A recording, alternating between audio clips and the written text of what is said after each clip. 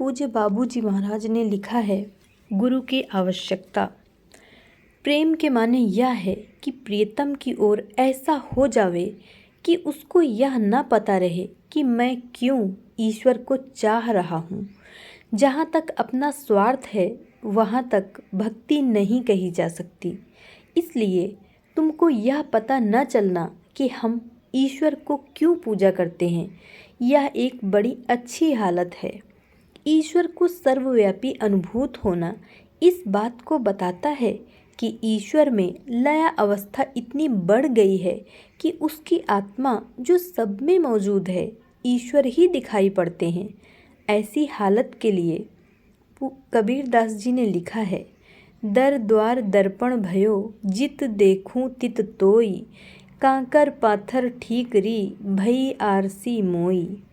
लय अवस्था प्राप्त करने के लिए हमारे श्री रामचंद्र मिशन में जोर दिया गया है और सहज मार्ग के संदर्भ में राजयोग की प्रभाव क्षमता में उसकी अवस्थाएं भी आलोकित की हैं।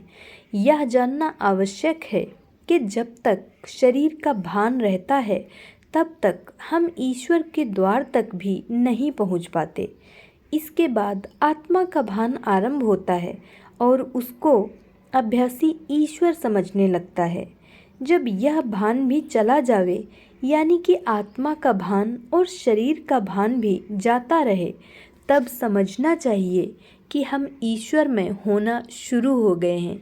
इसके बाद उसकी बहुत सी अवस्थाएं चलती हैं जिनमें लय अवस्था और उसकी तुरीया आती रहती हैं। मरने के बाद जो अवस्था मिलती है वह तुरीया कहलाती है। इसको अभ्यासी की आखिरी हद कह सकते हैं। यह बात क्या है? और अगर सोचो तो सही तो चीज़ भी बड़ी सहज है। हम अपने आवरणों को जब उतार देते हैं तब फिर ईश्वरीय लय अवस्था आरंभ हो जाती है। जब हम अपना सब कुछ खो बैठें तो फिर हम गुणागीत होने लगते हैं, जो ईश्वरीय लय अवस्था की हालत कही जाती है। यहाँ पर पहुँचने तक बहुत सी हालतें बदलती हैं और रास्ता यहाँ तक का प्राणाहुति से ही आसान हो सकता है, इसलिए कि जब हम सूक्ष्म गतियों में जाना आरंभ करते हैं तो वह शक्ति हमको नीचे ढकेलती है और हम में इतनी शक्ति पैदा नहीं हुई कि उस लहर के ऊपर चढ़ पावें। इसलिए वही पथ प्रदर्शक यहाँ पर सहायक हो सकता है, जिसने इन हालातों को पार कर लिया हो। जो इन हालतों को पार किए होता है उसमें यह शक्ति पैदा हो जाती है और उसका इस पर काबू हो जाता है। फिर वह अपनी इच्छा शक्ति के सहारे अभ्यासी को दूर तक ले जा सकता है।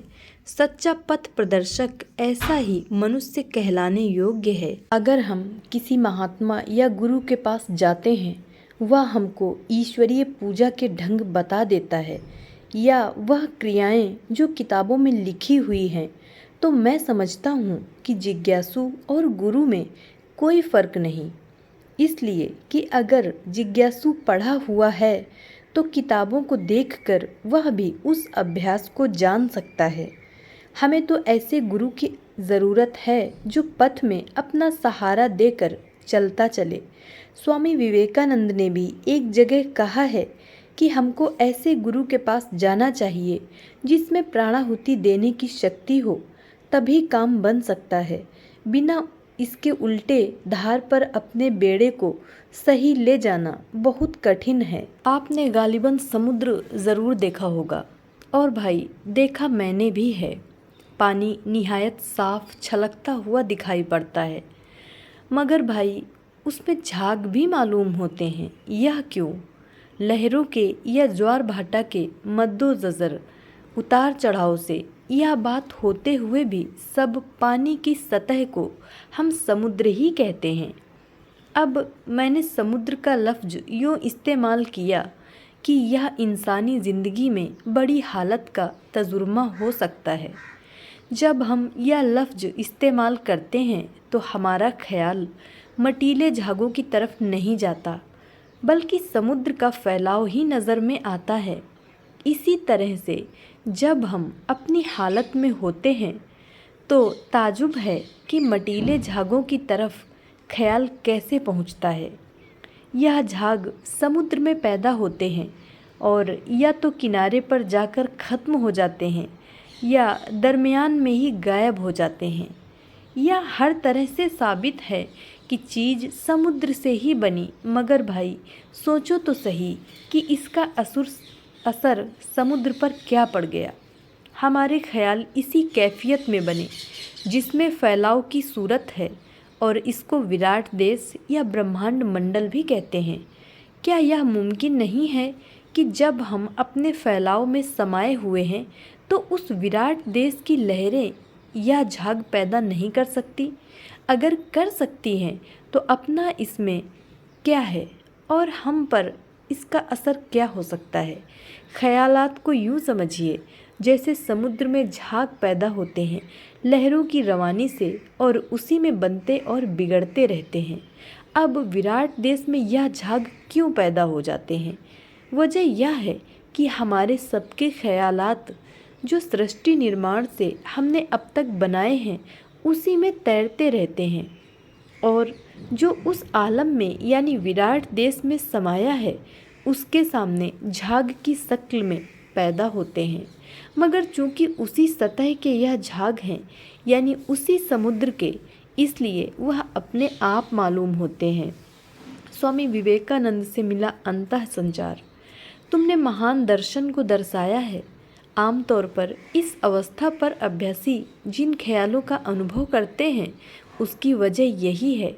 मैं दावे के साथ यह कह सकता हूँ कि आप ऐसा मजमून कहीं और नहीं पाएंगे। भाई, मैं इसे अभ्यासी की बहुत बड़ी कमजोरी समझता हूँ कि अगर उसको यह ख्याल रहे कि यह ख्यालात मेरे हैं और इसके मायने और कुछ नहीं हो सकते, बजाय कि उसने मेरापन अब तक कायम रखा है। ज्ञानियों में यह बात अक्सर पाई जाती है कि उनका मेरापन नहीं जाता है। धन्यवाद।